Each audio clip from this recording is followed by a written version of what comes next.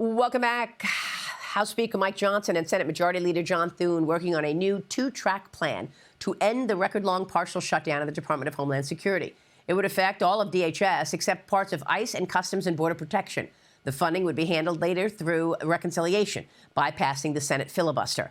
The president endorses the plan, writing on Truth Social yesterday, "I am asking that the bill be on my desk no later than June 1st. The Senate convening earlier this hour for a pro forma session, sending their bipartisan deal to the House for a second time. The House will also meet later at 8:30 a.m. Eastern, all in an attempt to pass the measure with a vote later today. Joining me now is Wisconsin Senator Ron Johnson, a member of the Senate Homeland Security Committee. Senator, good to see you. Thank you so much for being here this morning. Can you tell us a little of your expectations of how this plays out today? Good morning, Maria. Well, listen, I think this is the only thing, unfortunately, that we can do with the Democrats being so obnoxiously obstructionist in terms of funding the very agency that we need to keep us safe after they threw open our borders. So this is what we have to do. In terms of the second step, the reconciliation, I think we need to keep that as narrow and as focused as possible, or that could potentially get out of control as well. So again, this is really, I've been supportive of this approach since last week. It's the only thing we really could do. I'm glad that the Speaker and the House is coming to understand that point and really looking at the wording of that legislation. We didn't defund CBP and ICE. We made sure we had that funding through the reconciliation. Now we're going to have to use a second reconciliation to fund it in the future, so that Democrats can't use this as a bargaining chip. They literally are using the security of our homeland as a bargaining chip in their sick political games. It's really disgusting. Well, that is incredible. I mean, look, you say you want this reconciliation plan to be narrow and focused. Otherwise, it could be vulnerable, and I understand that, but what do you want in it? I mean, what are your most important things? CBP and ICE, and then what else? What else goes in the reconciliation then? Well, actually, I'd want it more expansive than that. I know that's what they're talking about right now, so that's really narrow and focused. I would want to fund all of Republican priorities within DHS, which is pretty much all of DHS, through fiscal year 2029. That's what I've been talking about. That's what I'll be pressing for. Again, we can't allow Democrats to use the security of our nation, of our homeland, as a bargaining chip in their, let's face it, their game plan to turn America into one-party nation. That's what this is all about, opening up the borders, flooding this country and people that have been completely unvetted, putting America and American citizens at risk to turn this into one-party nation. So we need to stop them at that. We can't allow them to use DHS as a bargaining chip. Well, I mean, what about defense spending? I mean, the Pentagon's asking for $200 billion to pay for the war in Iran. The president wants a $1.5 trillion defense budget for 2027. Then you've got the SAVE Act, right? There are colleagues of yours who have made the case on this program that could be a budgetary item, because you have to, outlay money to the states for secure elections. I mean, Florida and Mississippi have just signed laws requiring proof of citizenship to register for vote, allowing the removal of voters who do not provide documentation. Florida's law includes checking voter rolls against state and federal databases, while tightening acceptable voter ID rules effective January 2027. These actions come as the president's SAVE Act is stalled. So, Senator, what about that? Would you consider? I know you want it narrow and focused. I know you want DHS and all the way to 2029. But what about defense, and what about the SAVE Act? Well, narrowly focused on something that can get all Republican votes, and elements of the SAVE Act will certainly do that. So there are things we can do budgetarily. For example, provide grant money to clean up your voting rolls. Provide money to pay for voter ID if that's a big issue. So there are some things. Again, if we insist on policy changes, I don't think we'll be able to do that through reconciliation. I think you understand my stance on ending the 60-vote threshold and filibuster, so we can literally save this country. But again, that's going to be a little more difficult. Right now, we've got to focus on funding DHS before June 1st. So we need to keep it as focused as possible so we can get all Republican votes.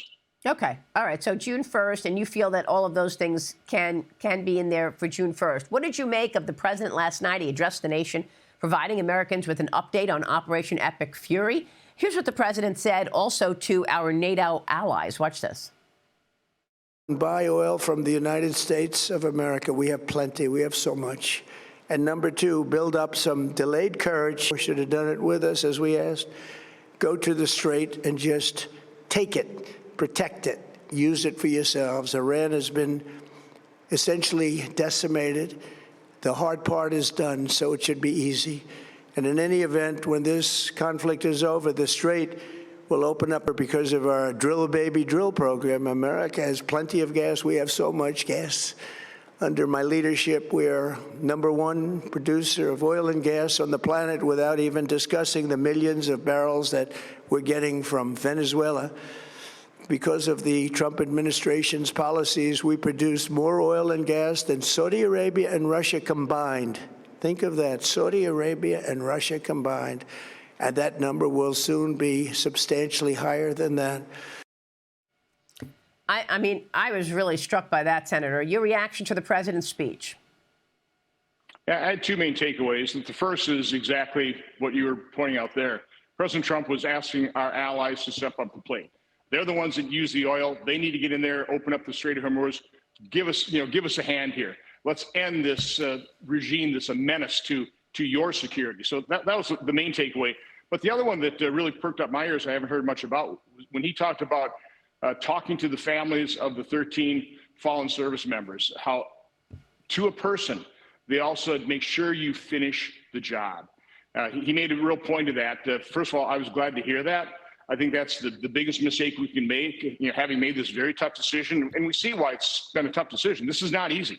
Iran still has drones, it still has missiles, it's still being destructive.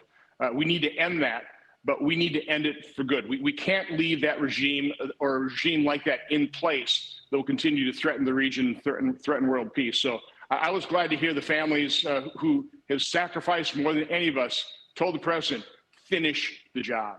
Yeah, for sure. Senator, let me get back to the filibuster, because you know, and you've told me many times, that you do believe that when and if the Democrats return to power, they will remove the filibuster. Is that how you feel? Yeah, again, good people can disagree on that point, but I think that's the split in the Republican Party. There are those of us who are firmly confident that that's exactly what they do. And so we better move first, particularly with the things we want to do. We want to secure our elections. We want to further secure our border. We want to provide prosperity. If the Democrats do it, it's all about consolidating their power. Turn Puerto Rico, D.C. into states, pack the Supreme Court, with 6 more Ketanji Browns.